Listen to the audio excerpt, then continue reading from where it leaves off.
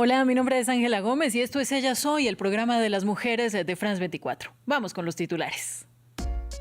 ¿Más fútbol es igual a más explotación sexual? Organismos internacionales alertan de los peligros relacionados con el llamado turismo sexual y la trata de personas durante el Mundial 2026. ¿Cuáles son las señales? Nos lo cuenta una experta. En Francia crece la rabia por el feminicidio de Liana, la niña de 11 años que desapareció en el sur del país tras tener contacto con un hombre que tenía acusaciones de pederastia. La ciudadanía exige acciones de protección a menores, mientras salen a la luz las debilidades del sistema judicial. Les contamos las cifras. Y 3 años después del rescate de los niños Mucutuy, que sobrevivieron por 40 días en la selva colombiana tras un accidente de avioneta, ¿qué ha pasado con los 4 hermanos y cómo ha sido su recuperación? Hablamos con la directora de la institución que tomó la custodia de los menores.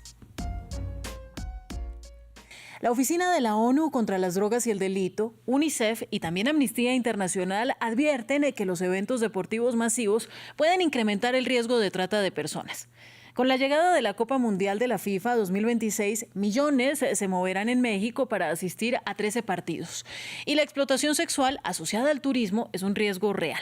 Por eso le pedimos información a Abigail Bolaños, activista y directora de la organización feminista Entérate Mujer. Esto nos dijo. Cualquier tipo de magnoevento relacionado a cultura, relacionado a deporte, hace que venga tanta gente que estos delincuentes utilizan estos espacios, utilizan el anonimato para poder llegar, ¿no?, a los espacios pertinentes. En México tenemos, por ejemplo, ciertos estados de la República con mayor reincidencia, ¿no? Está, por ejemplo, Quintana Roo, que es muy famoso por el tema del turismo, incluso del turismo sexual, donde llega mucha gente extranjera. Entonces, estos espacios o estas condiciones se aprovechan o se utilizan, ¿no?, para poder delinquir de mejor manera o con mayor impunidad. Está Quintana Roo, que es famoso por el turismo. Luego está, por ejemplo, Ciudad de México, Estado de México, que también tiene otras condiciones como la parte de estar en el centro, mucha movilidad en cuanto a la parte económica, mucha gente viviendo allá, ¿no? La masa poblacional también es bastante amplia en estos estados de la República.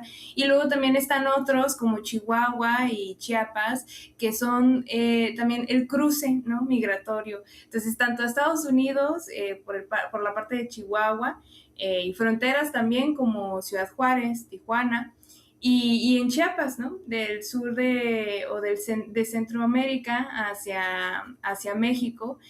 También Chiapas es uno de estos estados con mayor incidencia de delitos sexuales.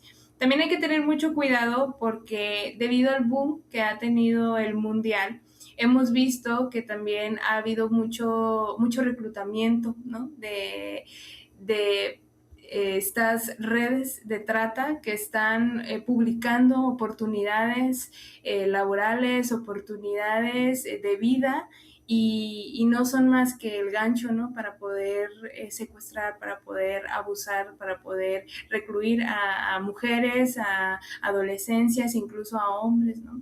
Entonces es un poquito complejo porque justamente no es que el mundial per se sea la causal, ¿no?, de que aumenten estas cifras, sino que se aproveche todas las condiciones que ya existen en un país, como la pobreza, la desigualdad, la violencia que ya vivimos en nuestro país. Y la Fiscalía francesa revisará 70.000 denuncias por violencia contra menores. Los casos vieron la luz después del violento asesinato de Liana. La niña de 11 años desapareció el 29 de mayo tras salir del colegio en la localidad sureña de Florence. El padre de una compañera de clase de 41 años fue arrestado tras demostrarse que fue visto con ella en la tarde de su desaparición. Y sobre él pesan denuncias de pederastia que nunca llevaron a la acción policial.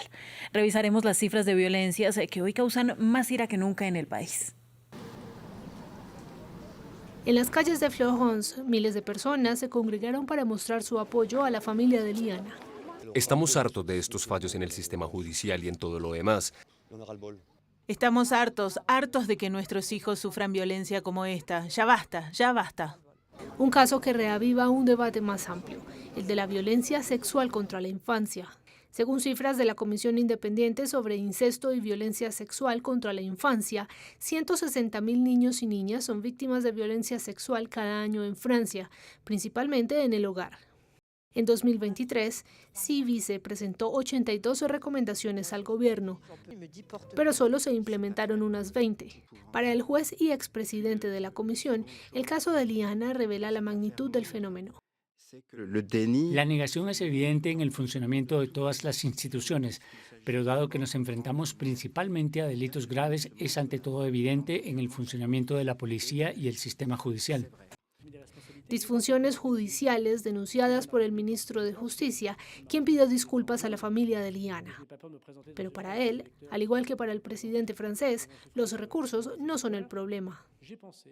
Desde 2017, los presupuestos destinados a la justicia han aumentado de 6.800 millones de euros a poco más de 10.000 millones de euros. Pero esto no basta para subsanar las deficiencias de Francia. Según la Comisión Europea para la Eficiencia de la Justicia, Francia cuenta con tan solo 11 jueces por cada 100.000 habitantes, frente a los 17 de otros Estados miembros del Consejo de Europa, 3 fiscales frente a 46 y menos de un funcionario judicial frente a los 14 de otros países. Este 9 de junio se cumplen 3 años del rescate de los niños Mucutuy en la selva colombiana. Los 4 hermanos, que en ese entonces tenían edades de 13, 9, 4 años y 11 meses, sobrevivieron 40 días tras el accidente de la avioneta en la que iban y que terminó también con la vida de su madre. Sobre su historia aún hay mucho por contar y es por eso que hemos invitado a la directora del Instituto Colombiano de Bienestar Familiar, Astrid Cáceres, que llevó su caso de restituciones de derechos. Astrid, muchas gracias por venir a Ellas Hoy. Bueno, pues excelente recordar esto hoy. Recuerdo que en toda la búsqueda France 24 nos acompañó también relatando los hechos de un acontecimiento sin precedentes en la historia de Colombia. Ya se conoce esta historia a nivel internacional, yo diría que es una de las más famosas, hay incluso 2 documentales hasta premiados, pero yo quiero saber, Astrid, hoy, ¿cómo es la vida de los hermanos Mucutuy? Han pasado ya 3 años de un proceso muy largo de recuperación emocional, pero también física, de restitución de derechos y de regreso a un lugar donde puedan ser debidamente cuidados. Bueno, este caso es uno de los más complejos que hemos tenido que abordar. Nuestras defensorías de familia especializadas en temas indígenas han estado pendientes de ellos. En este momento ellos ya están en su familia, ya pasó el proceso de restablecimiento de derechos y van pues camino a un seguimiento permanente que les hacemos, ¿no? Los cumpleaños han sido maravillosos y bueno, tuvimos que hacer todo un ajuste institucional para que durante ese periodo no perdieran sus raíces indígenas, aunque ellos no querían volver a su territorio. Es decir, mantener y conservar esa raíz y esa raíz familiar, que era lo más importante, ¿no? Ahora, desafortunadamente cuando se destapa una violencia, aparece otra violencia, y este caso es un perfecto ejemplo de eso, porque durante este proceso del rescate y de la recuperación de las niñas y los niños, de lo que nos damos cuenta es que el que es el padre de los 2 hijos menores tiene unas denuncias o se imponen unas denuncias por maltrato, pero también por abuso sexual. Hoy está pagando condena. Yo quiero preguntar cómo es el manejo de estos casos y cómo fue en particular aquí donde estos niños ya venían de una vulneración de derechos. Bueno, mientras el proceso de búsqueda, un equipo nuestro especializado de psicólogos y trabajadores sociales estuvo con la familia todo el tiempo. Y a partir de ese momento descubren que dentro del núcleo familiar hay unos indicios muy serios de maltrato.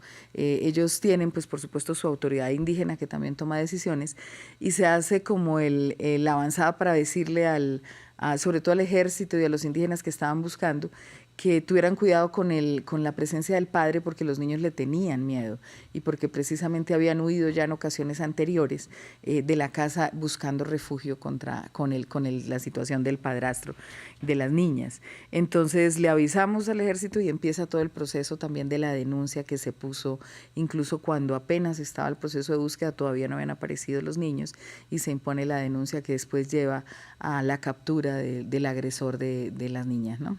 Y años después aquí estamos con una historia que seguramente no va a poder ser olvidada o sanada del todo, pero en el proceso. Y como venía diciendo, sale otra violencia y sale otra violencia. Y hace pocos días se conoció en Colombia la noticia de que una de las primas de los niños Mucutuy falleció en un enfrentamiento entre disidencias y que había sido reclutada por esas disidencias violentas en Colombia. Hablemos de este caso porque me obliga a preguntarte, Astrid, por el manejo que se está dando al reclutamiento de menores en Colombia y sobre todo porque queda demostrado que una vez más las víctimas son los más vulnerables. Sí, lamentablemente el país hizo un tránsito hacia la paz que no fue completo, no hubo como una división entre la decisión de tomar o no la paz. Y luego hubo 4 años de copamiento territorial específicamente en unas zonas de Colombia, de grupos que ya no eran de un marco ideológico, sino sobre todo de comercio ilegal. Esos comercios ilegales cooptaron esos territorios y ejercieron y todavía ejercen en algunos casos el reclutamiento a los niños y las niñas. Para nosotros es muy doloroso. El caso de Daniela refleja muchas otras situaciones que se van dando. Daniela fue reclutada cuando era menor de edad y bueno, fallece en el enfrentamiento ya cuando es mayor de edad, pero nos pone en las circunstancias siempre de la búsqueda permanente de los niños, ¿no? Nosotros tenemos varios programas de trabajo en el tema de reclutamiento, pero lo central es poder llegar a una paz en la que no entren ni jóvenes ni niños, es decir, que los enfrentamientos armados paren en estos territorios, ¿no? ¿Estamos peor en reclutamiento infantil en Colombia? Nosotros arrancamos hace 4 años cuando recibimos el gobierno y ya estaba bastante mal, ya teníamos unas cifras de más del 200% porque efectivamente la paz y la pandemia bajaron completamente el conflicto armado, pero ese tiempo también lo aprovecharon para rearmarse algunos grupos y empezaron a reclutar y ese es el resultado de lo que tenemos ahora, ¿no?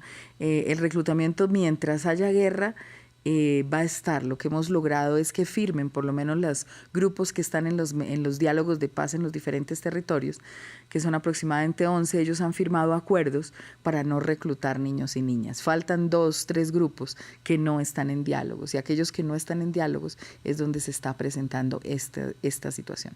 Pues Astrid, yo te agradezco mucho, es muy desalentador todo lo que me estás contando, pero hay que contarlo y sobre todo gracias por traernos esta historia humanizada de los niños Mucutuy que ya están viviendo en privacidad como es su derecho y que así siga siendo. Sí, muchas gracias. Ahí estamos y seguiremos salvando vidas también, porque ante cada amenaza también reaccionamos. Ya hemos logrado por lo menos 500 casos de niños y sus familias que fueron amenazados con reclutamiento y poder rescatarlos es para nosotros una victoria. Y también más de 300 niños que se han desvinculado de esos grupos armados que ahora tienen hoy un proyecto de vida. Pues bien, Astrid, ha sido un gusto. Gracias. Para volver a ver este y otros episodios de Ella Soy, usted puede visitar france24.com en nuestra sección de programas. Y nos vemos próximamente.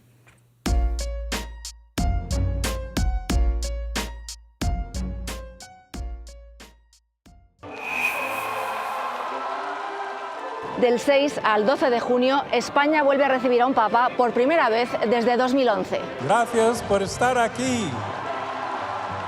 Seguiremos de cerca cada momento de esta visita histórica cuyo punto culminante tendrá lugar en la Sagrada Familia con la inauguración de la Torre de Jesucristo.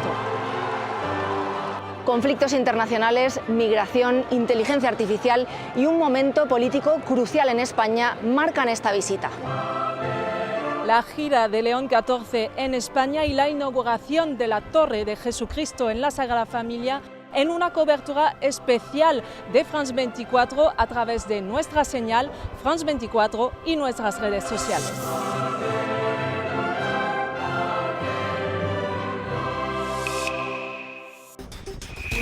Cada 30 minutos, France 24 les ofrece una actualización de los acontecimientos más importantes de América Latina y el mundo. Últimas noticias, contexto y análisis. Todo lo que necesitas saber para estar bien informado. Noticias en France 24 y france24.com.